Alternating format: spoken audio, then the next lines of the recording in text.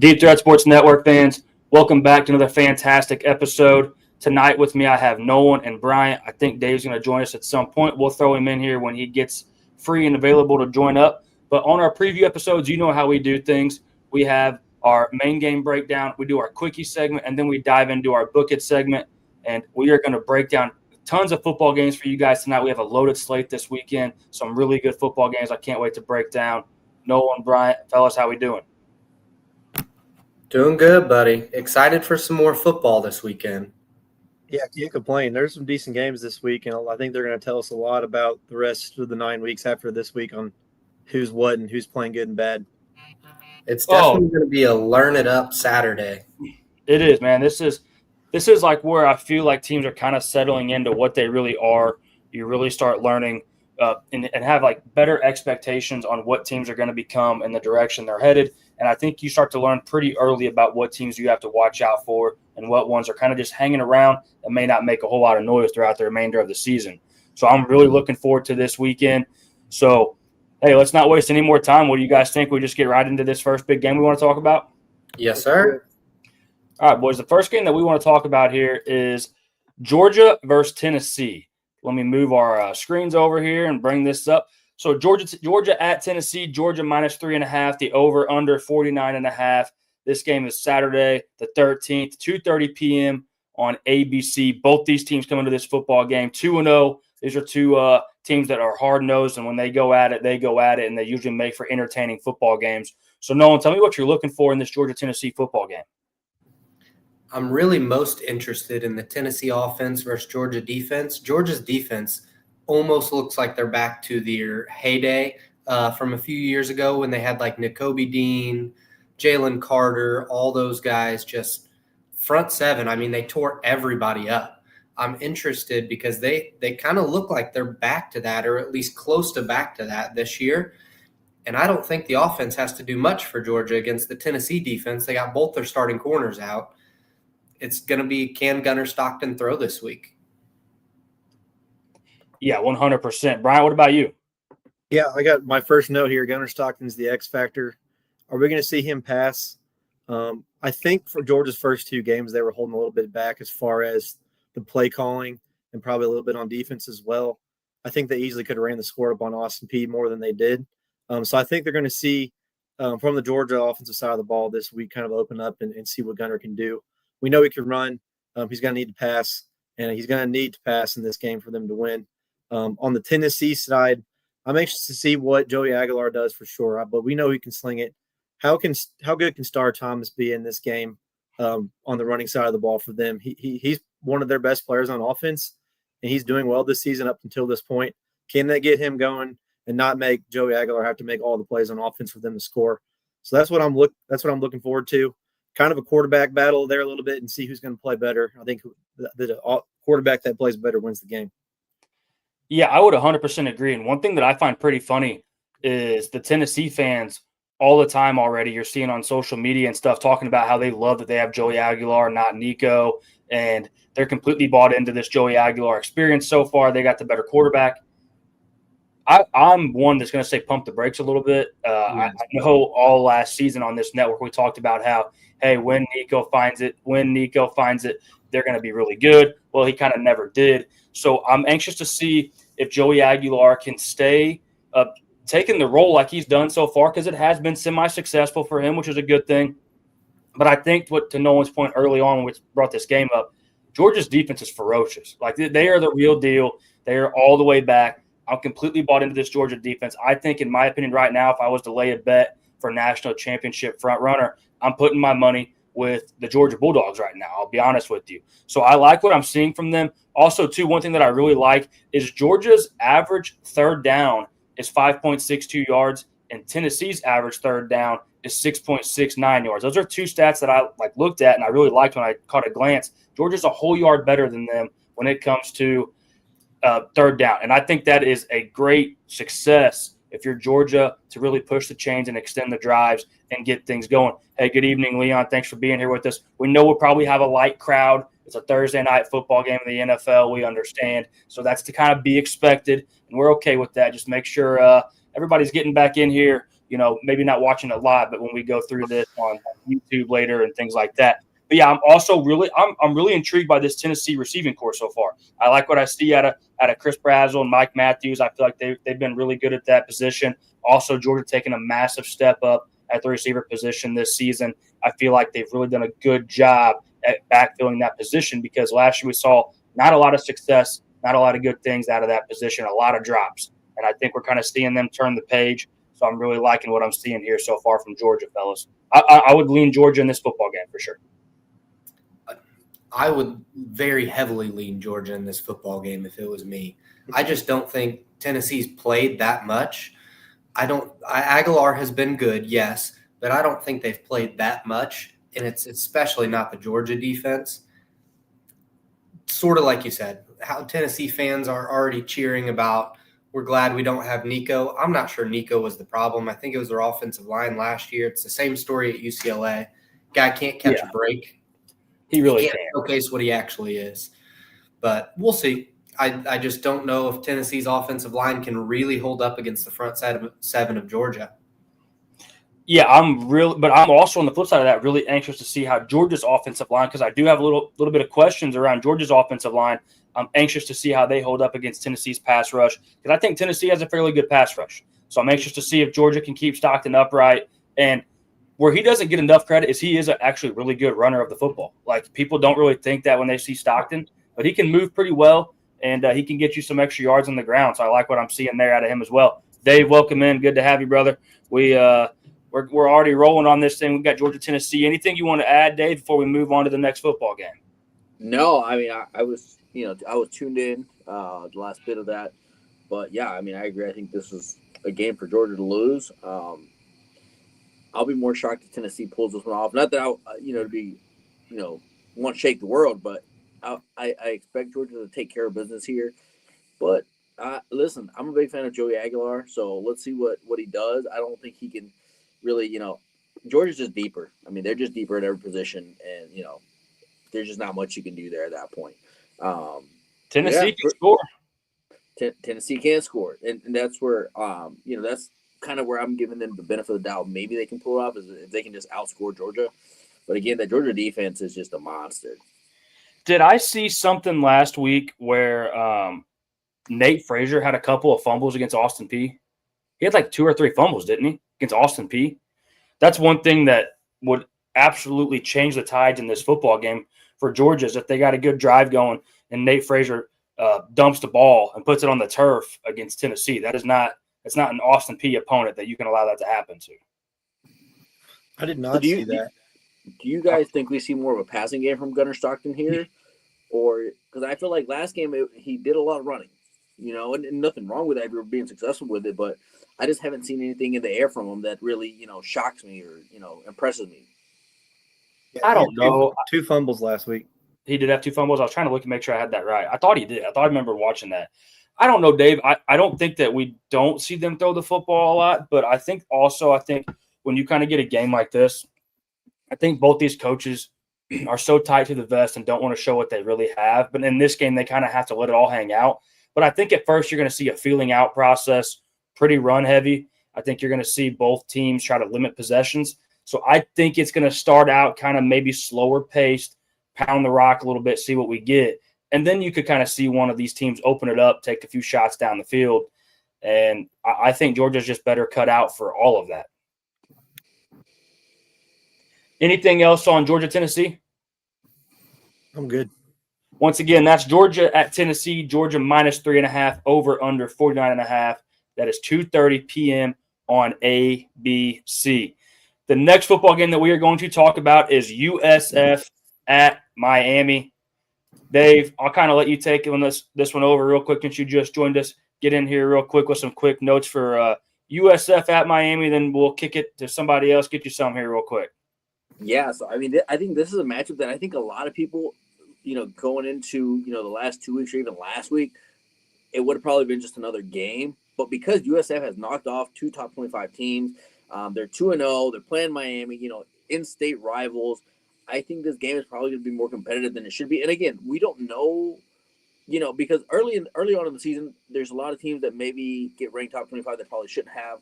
it was just based off of stats and numbers, and we all know that doesn't always play out that way. So I just find it very hard to believe that USF is not a top 25 team, at least when you knock off 2 top 25 teams. I'm not saying, I'm not going to be the one to sit here and say they're going to make college football playoffs. That's still, I feel like it's still a bit of a stretch. But now if they come in here and they knock off Miami, and they know that if they knock off Miami, they were probably going to be a top 10 team at the end of week 3. And Listen, I think it's disrespect not to. To back you up on this, so I think they have them at 18 right now. I know none of us buy into the early top 25 rankings, but I'm pretty sure they're at 18. And that's where I get so frustrated, because there's no body of work better than what USF's done so far. So it's hard to tell myself, yes, I think they're a top 10 team right now, but their resume also tells me that they might be a top 10 team right now as it sits. And I think they are definitely the G5 front runner as it sits too, to make the playoffs. I mean, you have a couple of ranked wins. There's no G5 team that's going to really compete with that, I don't think. So, because who all does USF play like in the remainder of the season after Miami? Like, do they have that hard of a schedule? I truly have not. No. Schedule. No, So, they got to get through this. They have a gauntlet to begin the season. These 3 teams in Boise State, Florida, Miami. After that, they're kind of just rolling through the conference, and it's looking like to me that they're going to be the best team in the conference. And another G5 team that we talked about early on when we were doing our G5 predictions was the Liberty, that we thought could make a push if they go 12-0. Well, they've already lost a game and they look like dog shit. And USF goes and beats Boise State.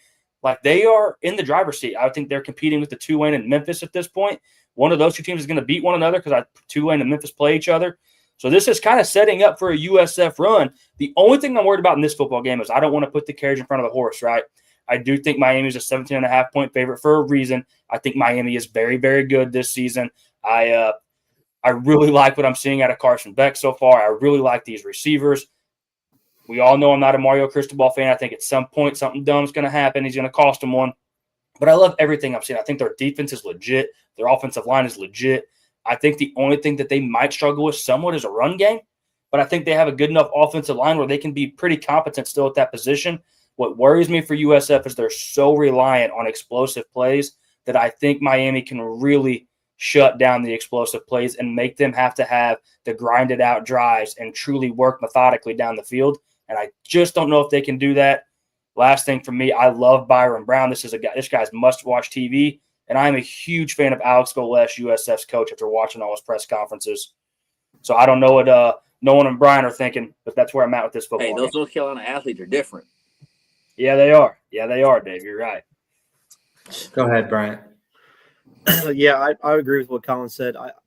USF's the hot team, the talk of the town right now. Mm-hmm. But I think this is the best team they've played thus far, personally. And I think all that really Miami has to do is get some pressure on Brown when he's throwing the ball and contain him when he's trying to run the ball. And if they do that, I don't think they're having any issues with handling them. But UCF seems to have probably showed all their plays. They've kind of laid it all out already. So I think Miami's going to be prepared. And I'm anxious to see what Miami can do after a big win in week 1 against Notre Dame. And if they continue that good play, because they beat a really good team there in week 1. Excited to see what Carson Beck does with this offense here against a decent team, a ranked team. Yeah, it's UCF, but still gonna have to go out there and make some plays. Love the Cristobal hate. I think we hate on him every time we talk about Miami. But this is going to be a closer game. But like you said, I think it's minus 17.5 for a reason. Yeah, kind of like Colin said, USF has relied on the big plays to score their touchdowns. It's over 60% of their touchdowns have been big plays this year. I don't think Miami's going to allow that. I think Ruben Bain is going to introduce himself to Byron Brown first drive of the game. I think there's going to be a sack. Ruben Bain is just a different dude. He is a good defensive end pass rusher, but he's also big enough and strong enough to drop down to a 3 technique. I even saw him play nose tackle at one point, and it is just insane that a guy can play that many spots on the defensive line and hold his own or be an elite pass rusher. I think it's going to come down to, can USF scheme something open, because Miami's defensive line is going to eat this game. It's going to be one of those games that you look back. If Ruben Bain, how we talked about the defensive player of the year all before the season started, if Ruben Bain ends up winning the defensive player of the year, this is a stat padding game for him. Yeah, absolutely. And he's by far the best D lineman they've played through these first 2 games so far. And that's no shot at Boise State or Florida. But I mean, he is a difference maker legitimately on that defensive front for Miami. Also, last thing I want to throw out here, because I brought this up in the last game, the average third down distance for USF is 7.33 yards. That's not good. That's not good, especially when you're going to play Miami. And at that point, you're third and long, and you're going to be really reliant on Brown finding somebody open in the back half of this defense, or maybe getting lucky and squirting one out with his legs. So this is going to be – I think they have a chance, and they're really bought in, and that makes them dangerous, right? When you have a lot of confidence and you're playing with grit and you're playing for your coach and you believe in one another and you've already got 2 ranked wins on your back, this is where teams do become dangerous and make runs. But, fellas, I do think this Miami team is a little bit different. So I'm leaning. USF definitely has nothing to lose in this one, so I think you're going to see them play like this is, a game to get in the playoff or something like that. They're going to be playing hard. I will say, if I'm USF and I'm playing for that G5 spot, I'm not saying throw the game by any means. Don't throw the game, but you got to keep Byron Brown healthy. That guy, he is your entire offense. Your offense, he's injury goes, Byron Brown goes. Yes, he's injury prone. If you get down big, this is one where you got to make a business decision. I don't think you're wrong for that at all. Last thing I'll say about this game, the spread, it's 17.5. Like Bryant, Colin, Dave all said, I think the game's going to end up closer than it probably should be at the end of the game. I think that's because Mario Cristobal is going to sit on the lead the second half, just like they did last week, and they're not going to look like they know how to play football the entire second half. They're going to kill it the first half, and then they're going to call the dogs off, and it's going to end up being a little bit closer than it should be. Yep, definitely agree. The next game we're going to talk about here is Texas A&M at Notre Dame. This is going to be one of the biggest games of the week, if not the biggest game of the week for most people. Notre Dame -6.5, over under 49.5. This game is Saturday at 6:30 p.m. on NBC. Bryant, tell me what you're looking for in this A&M Notre Dame football game. Personally, I think this is a little bit of a settle-down game for Carr and Notre Dame. I think they're the deeper and better team, especially on the defensive side of the ball. Texas A&M lost so many guys on that side of the ball to the draft and transfer portal last year. I think they can be exposed by this Notre Dame offense. But can Carr play a little better than he did against Miami? We'll see. I didn't think he played a bad game in that game, but just the chips didn't go their way. So I think this is a good chance for him to show out. On the A&M side of the ball, they're actually playing pretty well on offense. They got 2 receivers with over 3 touchdowns. Marcel Reed is the same guy we've seen last year. He can run and make plays with his legs. No issues there. But I think this Notre Dame team is going to limit them. I think whoever gets the run game going better, whether it's Love and Prince on Notre Dame's side or Le'Veon Moss on A&M's side, whoever gets that run game going and open up the play-action pass is going to win this football game. I just think it's going to be Notre Dame that's going to get the win. I don't disagree with that. Dave, what are you thinking? Muted. I think the big thing here will be, if A&M, I think Notre Dame's going to run through A&M, and I'm not saying it's going to be a blowout, but I think if Notre Dame can get the run game going, and to Bryant's point, we get Jeremiah Love, we get Jalen Prince, we get them on the ball, give them more carries. I mean, A&M gave up 203 yards on the ground to UTSA. If you're giving up that many yards to UTSA, you get Jeremiah Love, he's probably going to run right through you. So I think as long as they use his ass. And I heard something earlier in the week about, are they looking more load management at this point?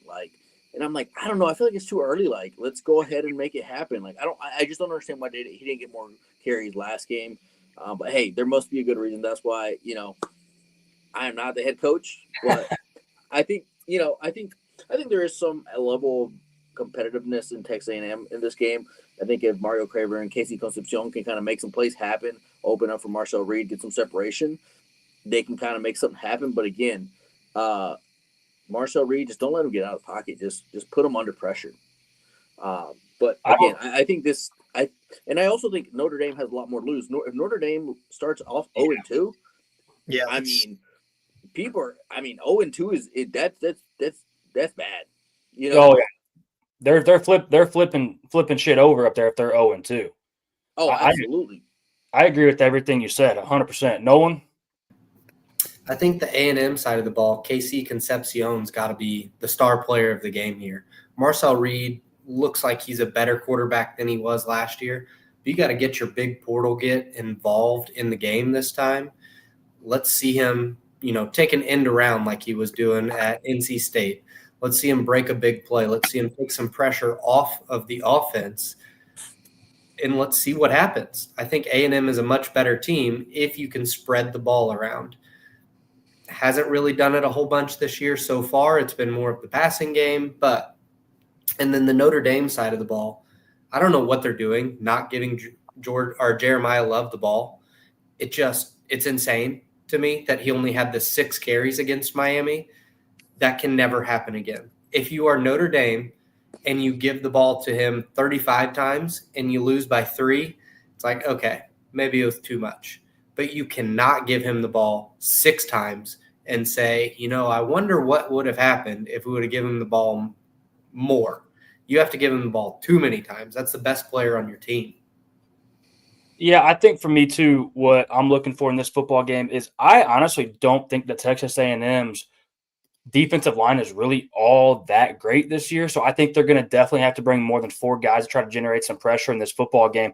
And I saw big strides in CJ Carr just in one football game.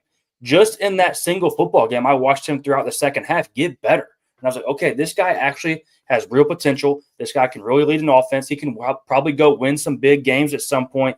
This game being at home, we talk about it here on this network quite a bit, though.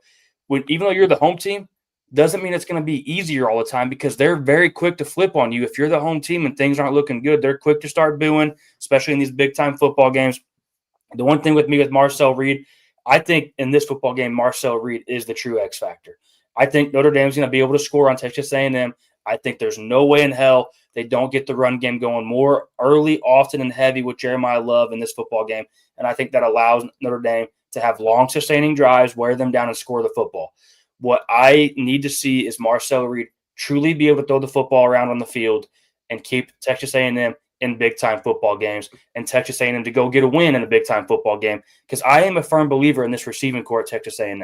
I think it's much better than their run game. I know they have a couple good backs there, but I'm a much bigger believer in this passing attack if Marcel Reed can get those guys the ball. I think they're difference makers with the ball in their hands. So I think this is going to be a really good football game. I think this has the potential to get one-sided at times if Texas A&M struggles a little bit, but I really do think A&M can play a good football game, and I think Notre Dame answers a lot of questions in this football game as well.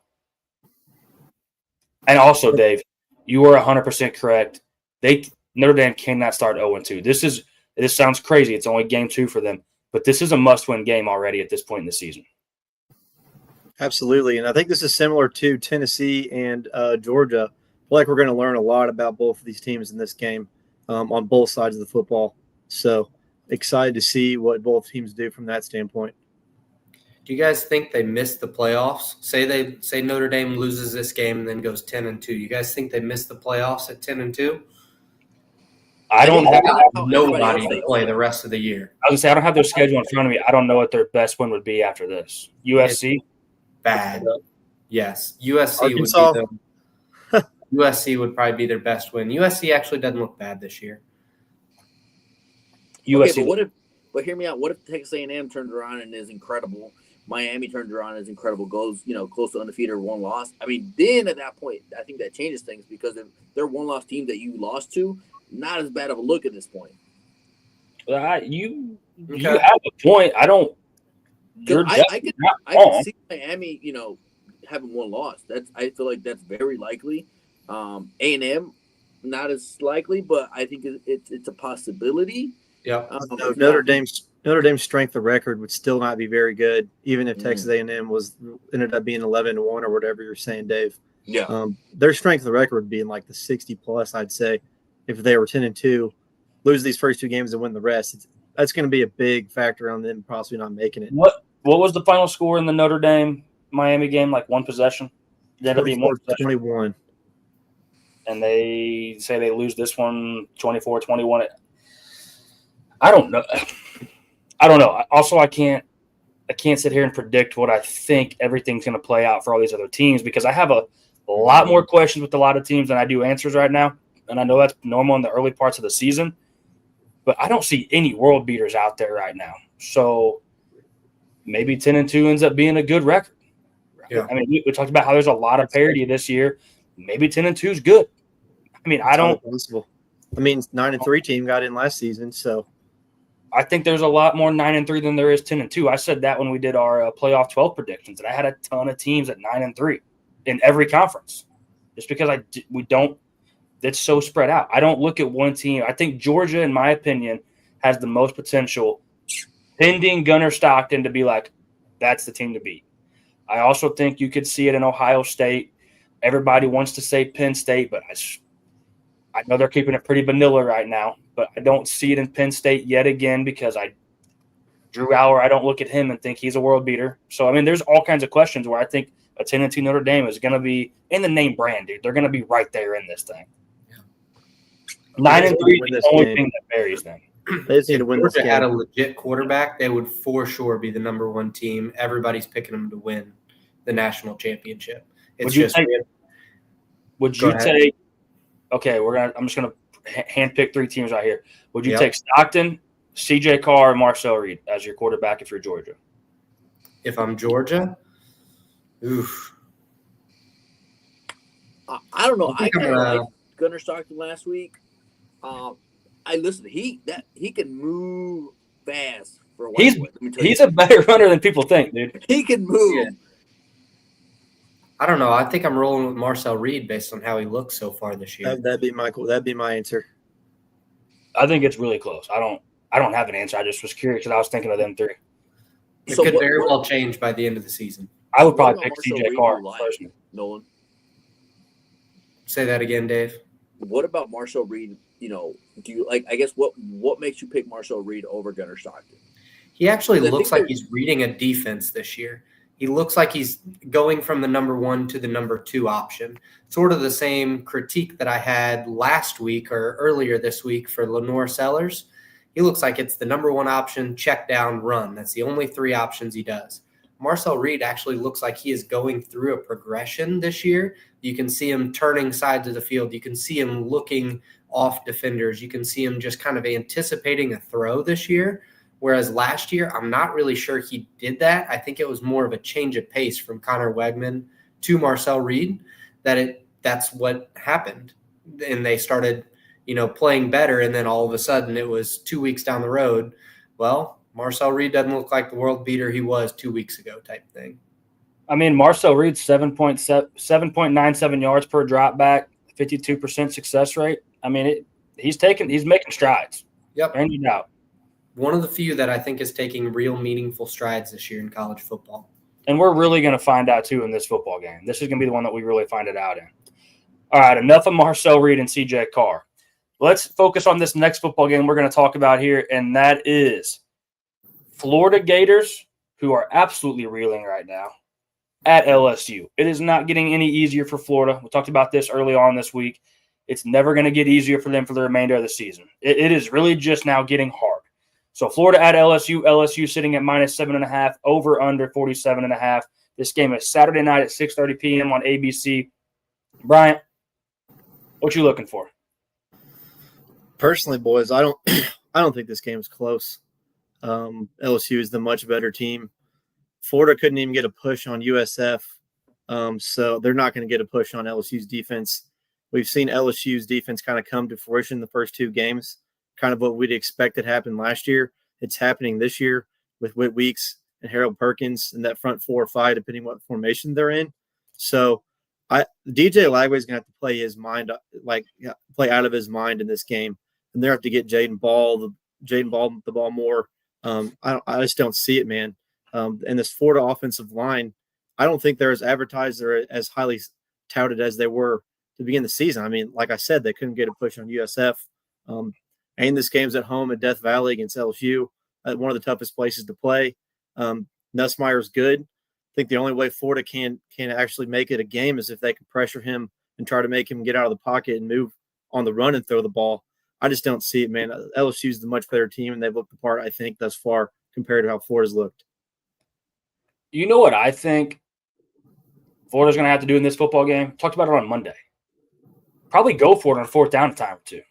Yeah. probably not run such dumbass plays on third down. Like, they're going to have to try to go win a football game here, or they're not going to win the game. I'm with you on this. I think Billy Napier's on crystal ball watch. He's past crystal ball watch. He's as bad, if not worse. Legit. Like, coin flip on who's worse. I'm going to let no one go here because I think that him and I are going to align on this a little bit more, Bryant, honestly. I don't know where Dave's head's at with this. Let's go to Dave first, because I think I know where Nolan's at. Nolan and I discussed this game before everybody else got on. Dave, what's your thoughts on this football game? I need to know for mine and Nolan's sake, are you with Bryant, or do you think something else on a different outcome in this football game? I'm with Brian, man. I just haven't seen much from Florida. I mean, I really want to know what you guys have to say, because it sounds like you guys are on the opposite of this, and I want to know what you guys have seen from Florida that makes you convinced that this might be a competitive football game.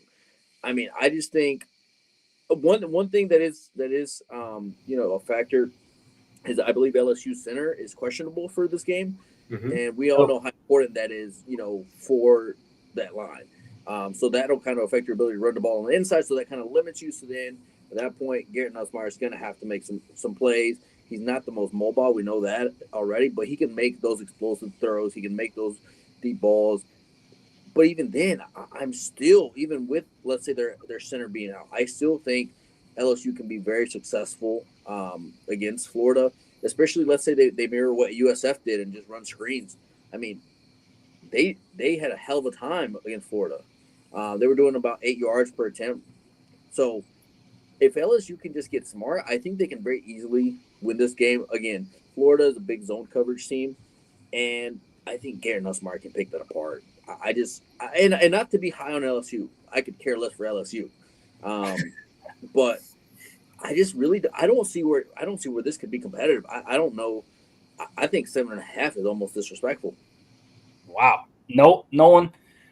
I'm going to let you go, but the one thing I got to say about this a little bit is LSU has not impressed me either. That Clemson win doesn't look as good as what everybody thought it was. Clemson just about got the shit pushed in last week by a way less opponent. And La Tech, LSU didn't blow my mind. So no one, go ahead and tell them what you're thinking. Yeah, it's kind of coming down to the offensive line for LSU. With their center questionable, they're replacing both their tackles from last year.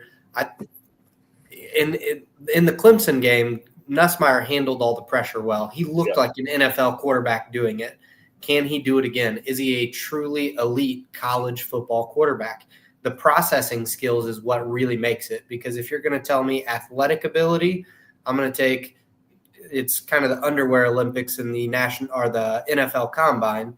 But like DJ Lagway, Lenora Sellers, I would much rather have those guys in the backfield. But if you're going to tell me Nussmeier can process things, he can get the ball where it needs to go. He made a couple checks in the Clemson game that got him out of bad situations, moving some guys around. That's what it comes down to, is can he put his team in the best position to score the ball? But the problem with this is it's going to be hindsight when I say this, but it could have maybe been a little bit of a trap letdown game for that USF game. Florida might have already been looking ahead at the schedule like, hey, we got to beat LSU. This is the start of the hard part of our schedule. This is a rivalry game. We got to go to their place, play at night, one of the toughest places to play.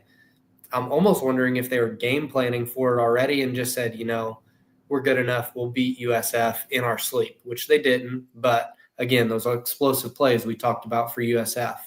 And like Colin said, it's the third and the fourth down plays. If you're telling me you're going to call it conservative, I would take LSU by more than 3 touchdowns. Yep. If you were telling me we're actually playing to win the game and you get the ball in DJ Lagway's hand on third and fourth down, you let him make a read, run an RPO, I don't care. Just put the ball in his hands and let him make a decision.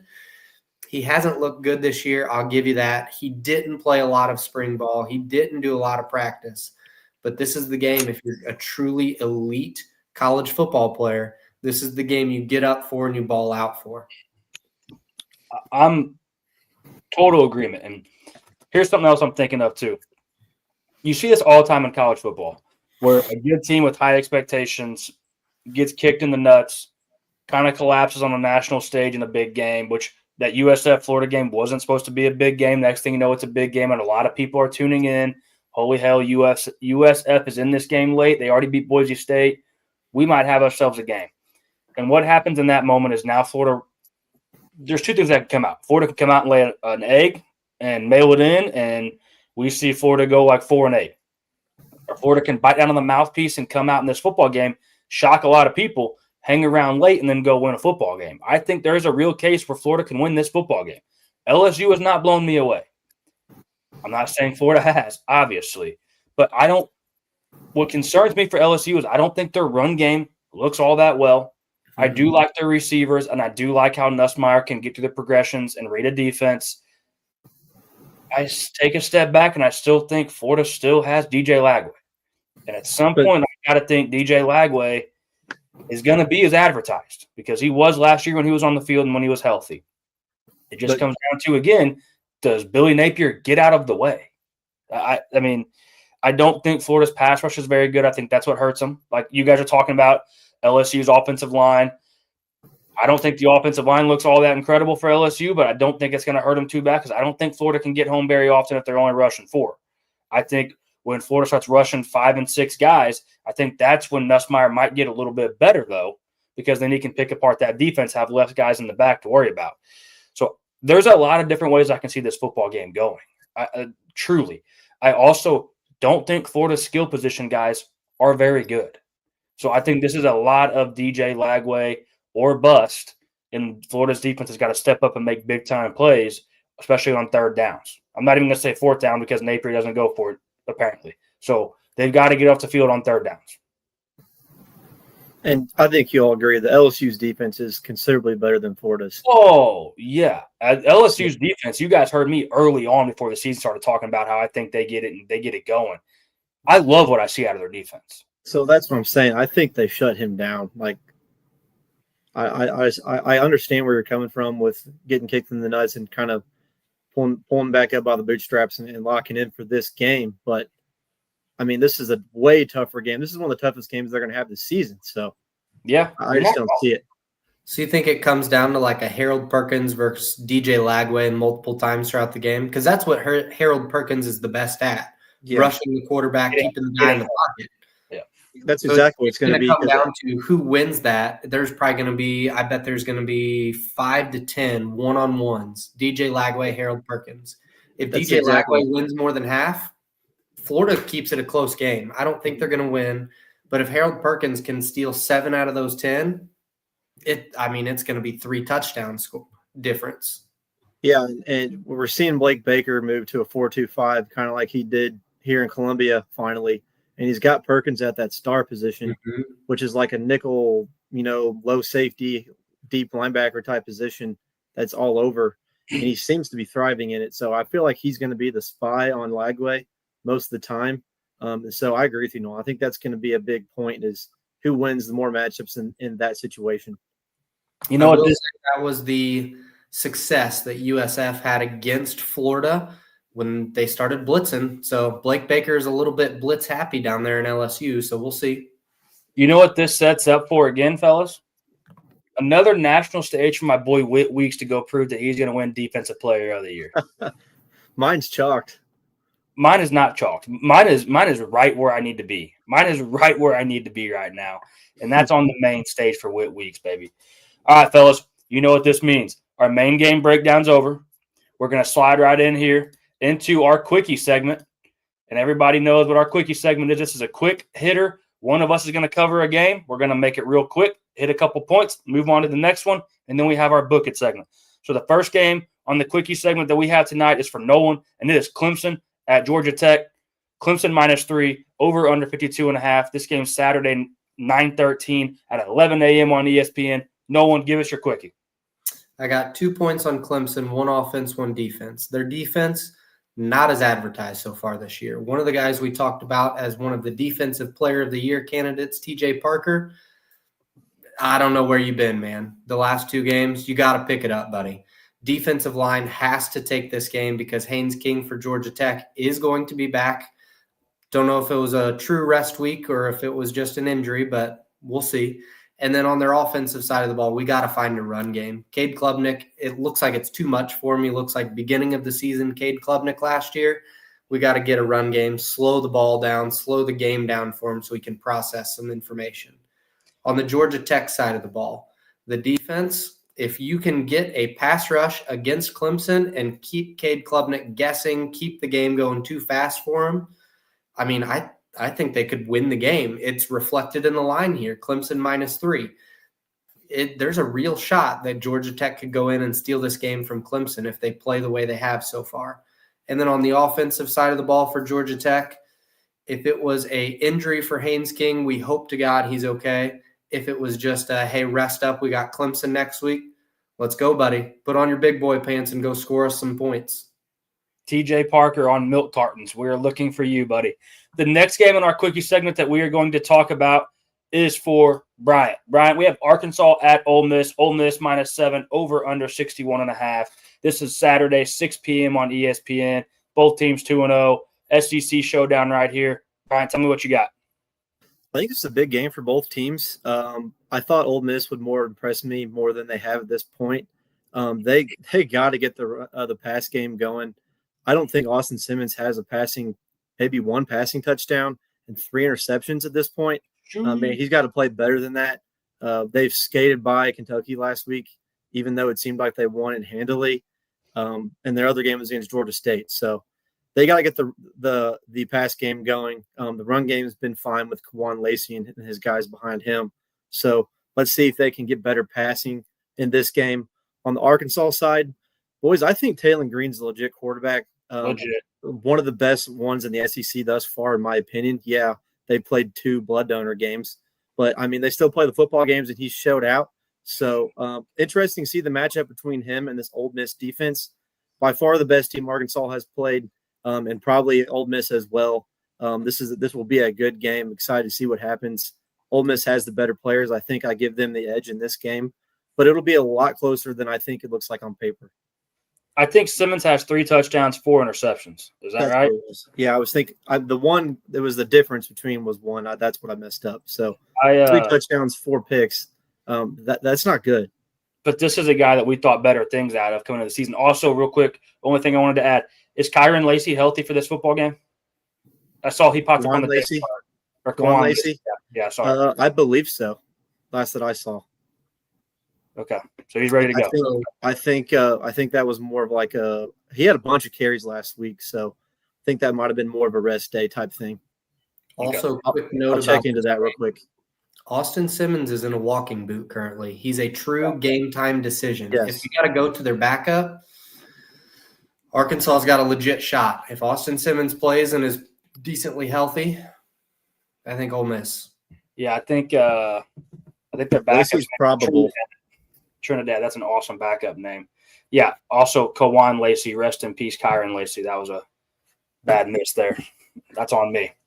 The next game that we are going to talk about is a quickie for Dave. That is Vandy at South Carolina. Dave, this is your boy right here. This is Diego Pavia. I don't hear the crickets chirping in the background right now. I don't know if you're not off mute yet, but you better get off mute because Pavia's time to shine, and so is yours. Let's go, baby. Yeah, man, I think this is going to be a very fun game to watch. I really do. I mean, both teams excel at creating the turnovers, so I think it's going to be a very high-paced game. We already know Vanderbilt can run up the score. And if you look at both of these teams, they have both played Virginia Tech, and they both beat Virginia Tech. Vanderbilt, I believe, will score 2 more, so, not that big of a difference. And then they both had easy games. I believe South Carolina had South Carolina State, comfortable win, and then Vanderbilt, I forget who the other game was. Yep. But it was a softball game as well. Charleston Southern. That's what it was. Okay. I don't know if you guys have ever been past Charleston Southern. Not that big of a place. So comfortable win as well. But again, I think what's going to be a big determining factor here is, can Steve Gregory limit Lenore Sellers' mobility? Like, can he keep him in the pocket, not let him stretch the field, create plays? And I don't know much about Steve Gregory to tell you, yes, he can probably make it happen. But on the other side of this, Vanderbilt has only allowed 1 sack this year. But then you have Dylan Stewart, which is, potentially a projected top 10 pick for 2027. I think if Dylan Stewart can get to Diego Pavia, he can really shake him up good. But if Vanderbilt can allow Diego Pavia to stay upright, let him make some plays, be the backyard football kind of guy he is. I think Diego Pavia can be dangerous and he can stretch the field. And, I don't think it's going to be I think this is going to be a close game, but it's going to be probably a higher scoring game. I think the over-under is a little low in my opinion. All right. But we'll see. Again, Vanderbilt has scored over 40 the last 2 games. South Carolina has done pretty well as well. But at the end of the day, South Carolina is better. They are deeper.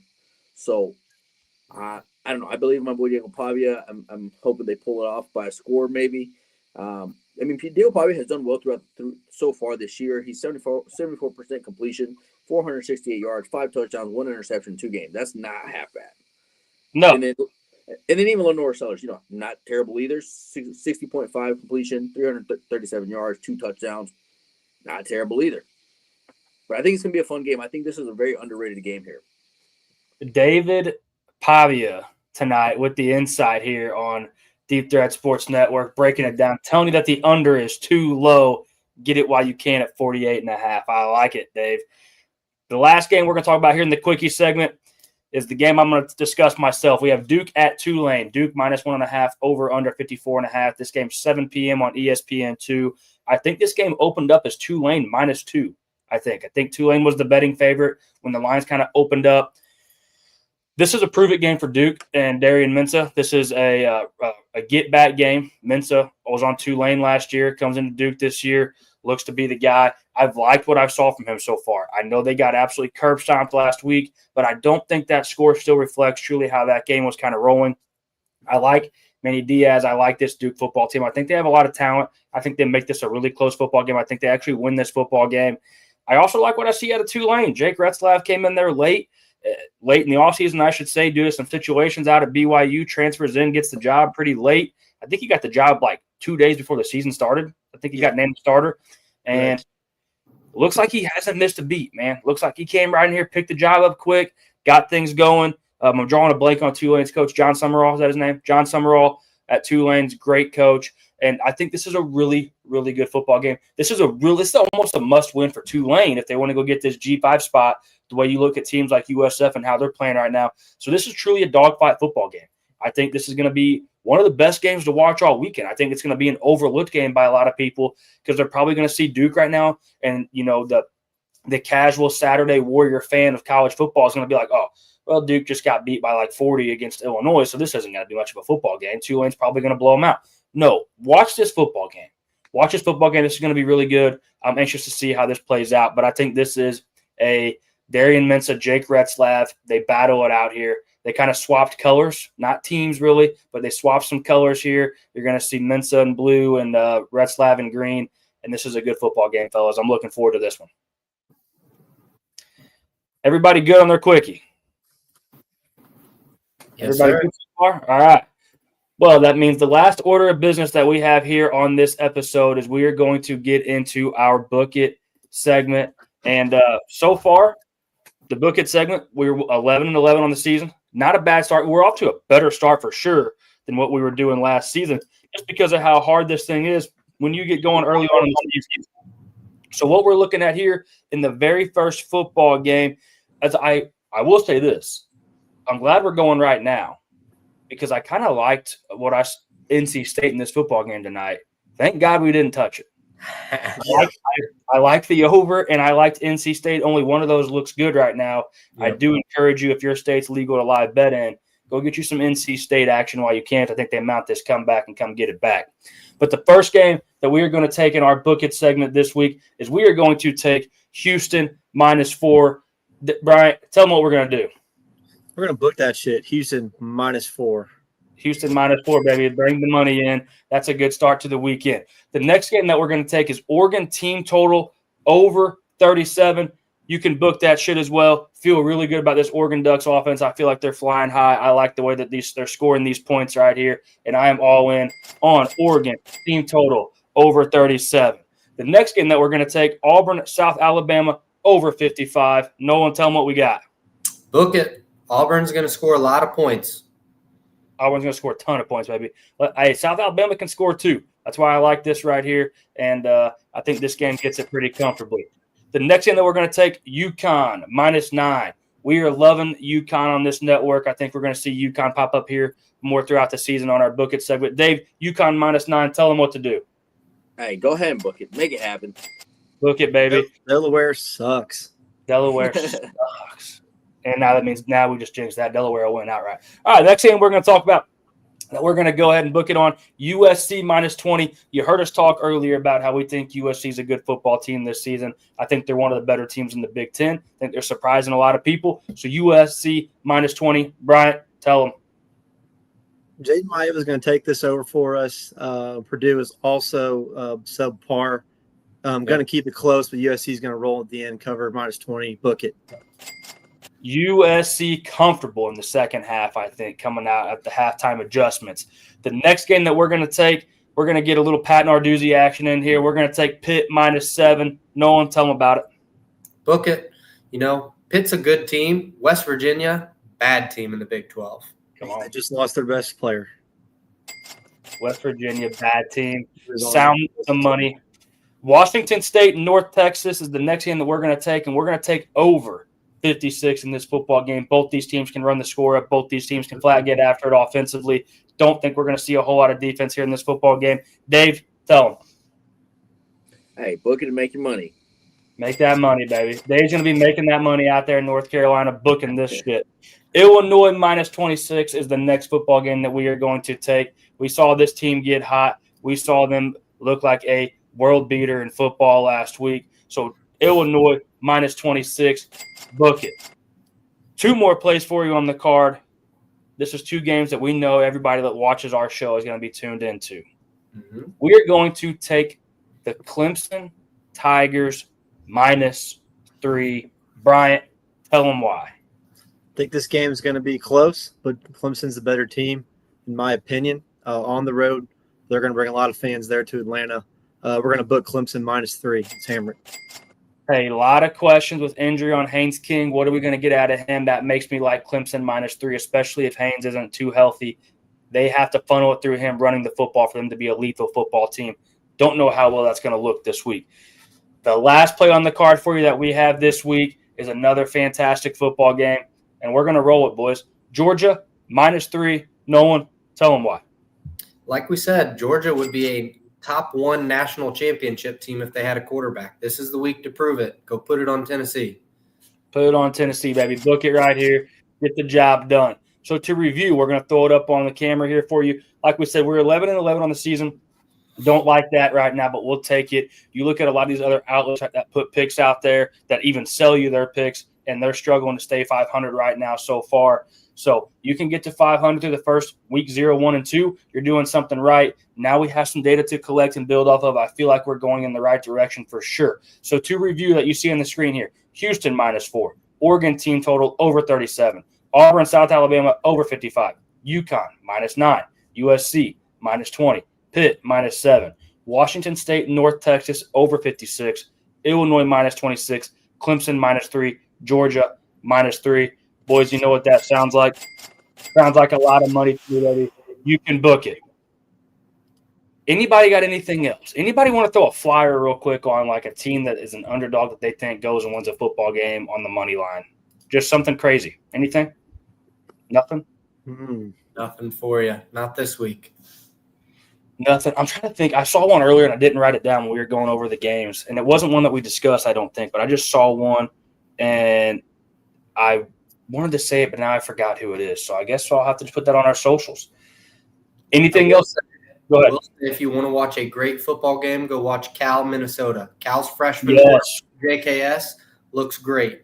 Minnesota plays a brand of football. It's hard-nosed. It's good defense. It'll be a fun game to watch.